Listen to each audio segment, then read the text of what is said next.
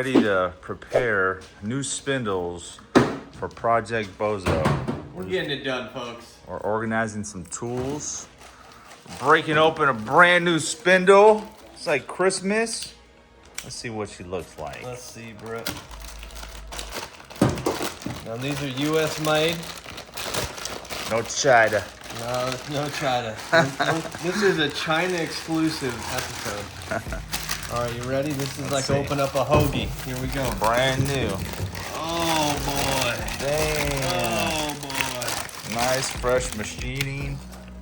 It's got the little nipple on there. You know it's good. Oh yeah. Nice. We're ready. We are ready. We're gonna pull the car in. She's sitting right there. We're gonna pull her in, jack her up, and get it going. We're getting going. Organization. We're just organizing, folks. We got to make sure, especially if you're working on a project, you want to make sure that all your tools and everything's out and ready. Now, I usually would use snap-on guns since I was a tech. Now, I went back to the Milwaukee because A, they're cheaper, and B, they actually run just as good. Not bad, not bad. Get her done. Don't mind the tool chest. This is how I keep it so people don't steal my tools. I just keep them in an ice cooler. Who's gonna just take an ice cooler? Nobody knows. Exactly. You got thousands of dollars. Now they know, Sean. Well- now they know. Shit.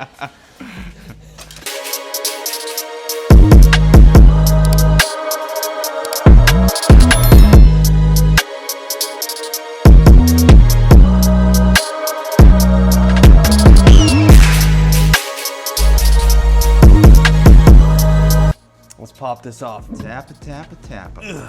Now you could see how the ball joint was screaming. That was a brand new ball joint. And with the pressure, oh geez, that's how people scratch the backside of the Oh rim. yeah, we have a very aggressive angle right there. Very aggressive right now. And it was actually in the other direction. So, oh, What happened? nothing, is it cracked? Hopefully it's not cracked, but as you can see, I either overdid it or it was definitely at a wrong angle. Now, these are the tubular A-arms that I was talking about. They are a little dusty because I've had them on for a couple of years now. But this is the newer kit, and these are by, what is that? PDL or POL? POL. And this is the best one that I found for this car, being that it is tubular. The welds are actually substantial. The gusset's actually really well made. And I'm hoping that I didn't damage the boot. Hope not. But A lot of grease right there. I gotta tell you though, it's Here. always better. For me, it always looks better if it looks cooler. So you kind of just have to go with the punches here. Here's your cross-drilled rotor, and I also painted the calipers just for my own touch.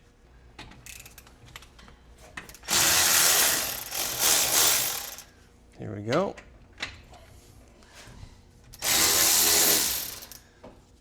Now, fun fact for you folks, when I was working my civilian job, I didn't have time to do this. Me and Danny didn't have time because we both are pretty busy people. I had a shop put these on for me, and they couldn't figure out why they couldn't bleed the brakes. Now, let me tell you the funny part about all of this. They put the calipers on backwards. Yep. So obviously air was it wouldn't rise to the top. So me and Danny had to switch them around. Yep. We figured that one out pretty quickly after trying to bleed the brakes once. We're like, what's going on? And that's why I like to do my own stuff. Yep. Didn't you say the guys were like trying to bleed them all day or something? It was a 2-day bleed. Took them 2 days and then I said, I'm coming to pick it up. And then we got the car back and I jumped under and I was like, wait a minute. The bleeder screw is on the wrong side. Which is not ideal. No. Now this is gonna bring the front bearing with it. So at that point, you could just pop More rag? this. Now I just pop the bearing off, and then I'm gonna set this down on the snout. The bearings look good still. So I have the bearing just as it would go in on the actual nut. So I remember the sequence that it goes in. On the nut. And I always start, with one side, yeah. Just in case you get lost and you don't know where you're going. You can always revert to the other side to see which sequence you took parts off. Very important. And as a reminder, we're working on the Valiant today. That's right. Project Bozo Valiant. Bozo's getting its first facelift. Yep. Where do you want it? Let's see. Right there is good. Not at all. So now, should be able to get my boink. Boink? My boink. I'm gonna get my boink. Should be able to get my ball joint puller. I can't even tell you. Better ball joints and balls. You know what I'm saying? It's seen more ass than Bill Clinton. No. You know? All right. Setting her up. It's always important to get your locking points first. All right. Should be back in business, folks. Slowly bring this up.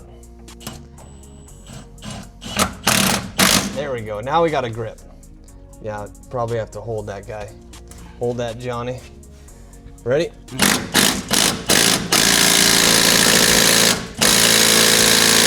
There we go. All right. Got her done. Got it done. All right, I locked it in. There we go. All right. Let's show the comparison. This is your 2-inch. So you can see that, it's hard to see it in the camera, but the spindle's higher in the picture than this one, which is gonna bring your wheel up in the wheel well. To be honest, folks, we'll loosen that up real quick. You can get a better image of that.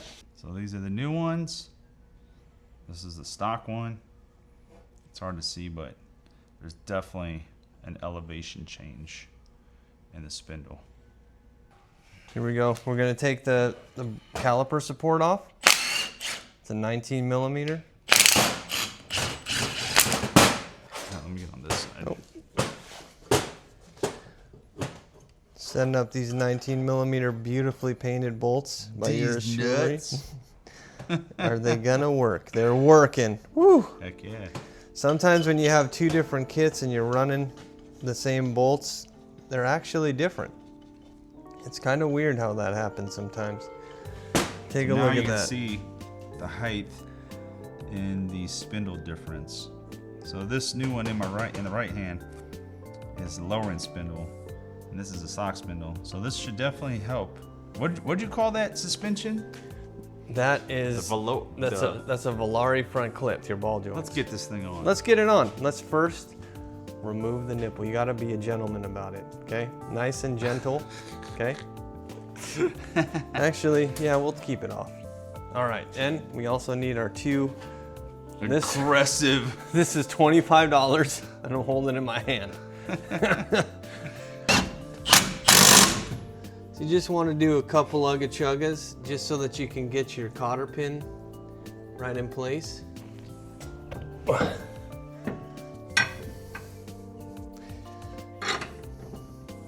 Hell yeah.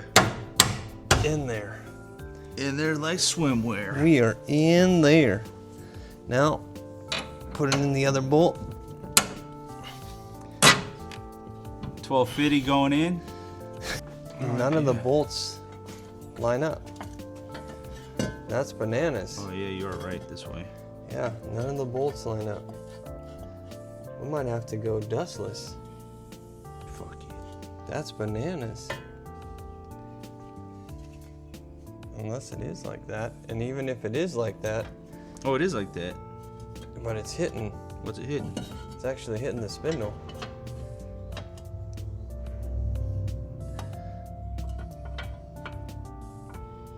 That's crazy.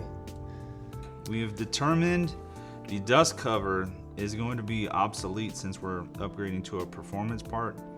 It seems that the lowering spindle does not allow for the proper bolt pattern. So maybe the spindle has its own dust cover kit, but we're going dustless. Nothing I can do, you know? No. And now it's gonna get free air. Free air, nothing wrong with that. So Free. I don't have the dust cover on hand. I do have it. So as you can see, it fits up here,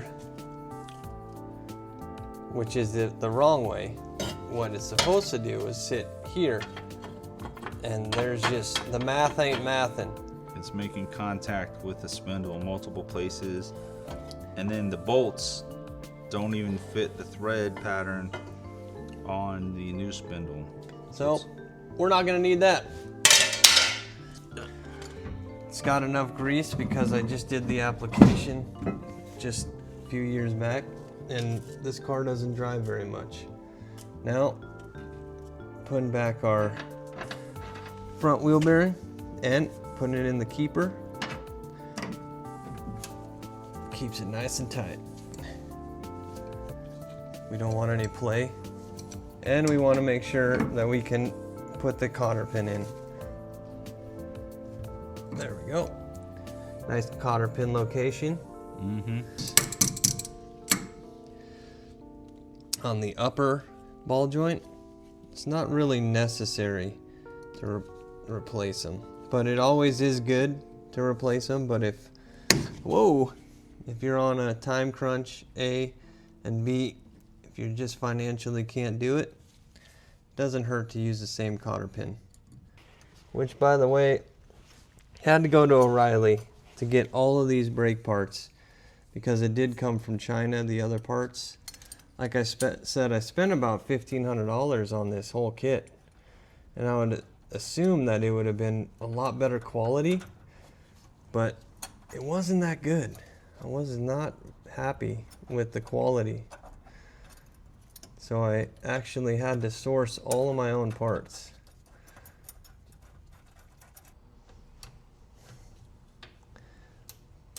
Now, what I'm noticing is that in this kit, you can see that there's a gap right here and here. I feel like that shouldn't be there. For some reason, it's there. Because there is a channel that it's supposed to sit in. Let me see something. Let's do some sleuthing.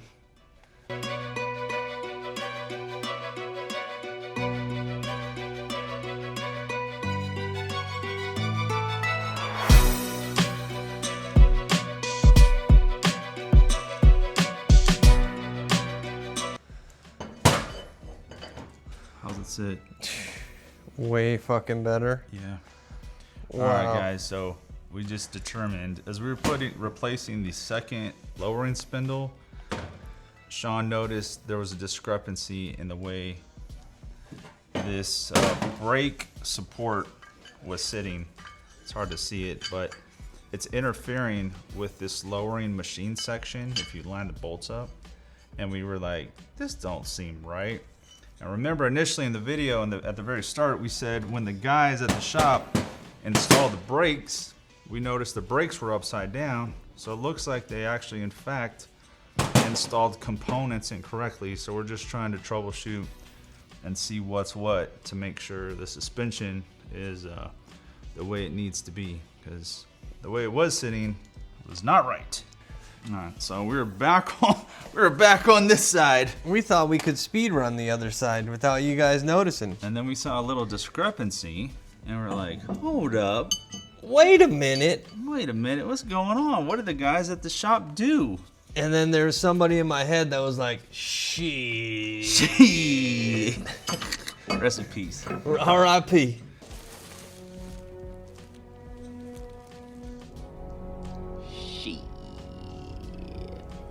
Mr. Brogan, I do believe you're fucked. She. Let's see. Does it interfere with the rotor at all, or are we good? So far, we're good. Okay. So it's better to be safe than sorry, because the way we started to run the other components definitely looked incorrect. It looked like it would have worked, but it definitely looked incorrect. So Oh my God. we figured out that this is that they messed up at the shop. So, man, this is a good video. This is a real good video. It's eye-opening to me, to be honest with you. Every component now sits happier on this thing. It's unbelievable. Brakes will bleed better, should stop better. There's no interference with the machine components. All right, while he's doing that, I'm gonna take you back over here and show you exactly what was going on. So we noticed that machined part right there, this brake support was overlapping the machined part. So we decided that this is the aftermarket spindle. We decided to take the brake support off the other one, interswap them while we have this one off of the car. And as you can see, we have proper clearance right there. Whereas this upper portion on the other support was overlapping it about an 1/16 to 1/8 of an inch. Right there, we have a little bit of a gap. So no interference. We know the shop jacked everything up. No wonder they took 2 days and couldn't bleed the brakes properly. And we're swapping the engine ourselves. Yep. That's why from now on, everything's done by my hands or this guy's hands. You did? That's a ugga chugga for you. Death grip. Death gripping.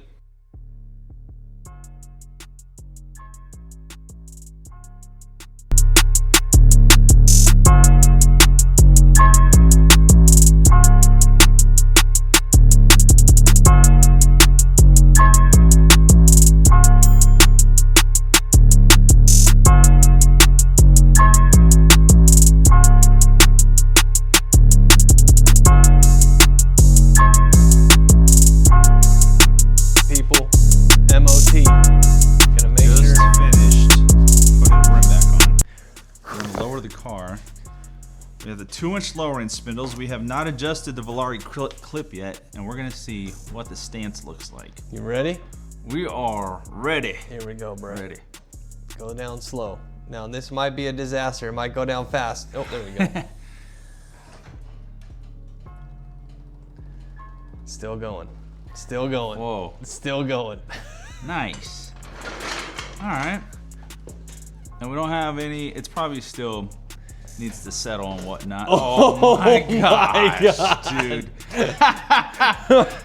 Well, dude, leave it like that. Should I leave it? It looks dope. If you come over here, Danny, Let's see. it's a little hard to see, but you can actually see inside there that it's riding symmetrically with the ball joint is riding symmetrical with the A-arm. A little bit better. Yeah. This is low, folks. It's a good height, but yeah, it is definitely low. Probably needs to come up an inch. I gotta be honest with you, it gives it a little bit more ride height in the back, which what I kind of needed. Maybe we need to back it out and see what it looks like in the daylight. in the sun. You know, what I'm liking so far already, I'm liking the ride height. It's low in the front. It's very low in the front. It's scraping a little bit. I'm noticing a little bit of scrape. It's rubbing a little bit. On the fender well, Is it? it's rubbing. Just a little? Yeah. Let me go where you are. I'm gonna go forward. Okay. Maybe we'll do some brake checks. Get the suspension settled.